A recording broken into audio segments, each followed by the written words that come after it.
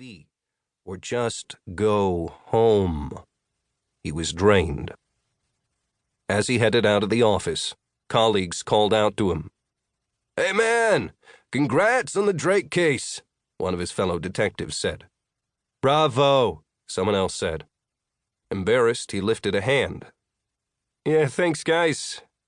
Had that FBI help," he said.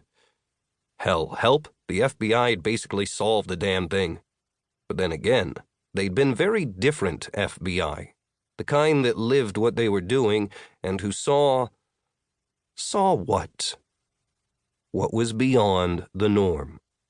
He waved a goodnight and headed out. His little house was off Victory Street, and he owned it free and clear thanks to an uncle who had sold it cheaply to him and moved to Arizona. It was home. Comfortable. He walked in, grabbed a beer from the refrigerator, sat down on the sofa, and turned his television on for company. He wished he had a dog. There were so many factors about the case still plaguing him, things he had tried to discover, and others had found as if by instinct, as if the investigators were omniscient. The agents had come from a unit labeled the Crew of Hunters by their co-workers in other units and divisions, and by the press. Joe had heard that they took on anything that might be considered strange and unusual. Exactly what that meant, he wasn't sure, but it sure seemed as if they had special powers. A life. Yeah, he needed a life. He'd had one, even been very nearly engaged. But then his girlfriend had been offered a job in Nashville, and while she was hopeful, he just couldn't leave Savannah. The fact that neither of them was willing to compromise had sealed their relationship's fate. That seemed long ago now. He was so damn tired. He nearly dropped the bottle of beer he'd barely managed to sip. He set it down and leaned back, closed his eyes. "Detective." He startled awake at the voice and started to reach for his gun and holster on the coffee table, but paused. There was no one there. Except then there was. Just no one who would be threatened by a .45 caliber weapon. Joe sat up straight, disbelieving, wondering if he was still sleeping. Bit by bit, the image of a man formed in front of him. It was a man he had seen before. The one who looked just like Simon Drake, who'd appeared to him in Johnson Square.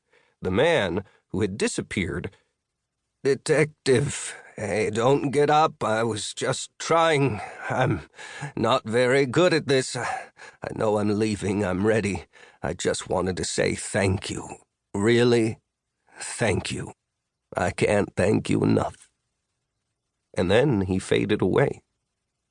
Joe stared. Maybe he did need a department shrink. Or maybe... He pulled out his phone and dialed a number he'd memorized over the past weeks. Dallas Wicker, the FBI agent who'd helped Joe on the recent murder case, answered. "I need help. I have to get out of here. I think I need to join the crew." "What?" "Joe, I'm sure you could apply to the FBI, but you don't just join the crew. You're a great cop. I'd love to work with you again. But there are unique requirements for the crew. Agents need special abilities." "Well, Dallas, the ghost of Simon Drake just stopped by to say goodbye to me. How'll that work for meeting any unique requirements?"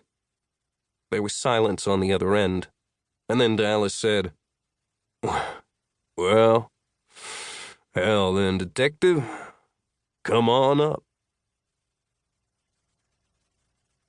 1.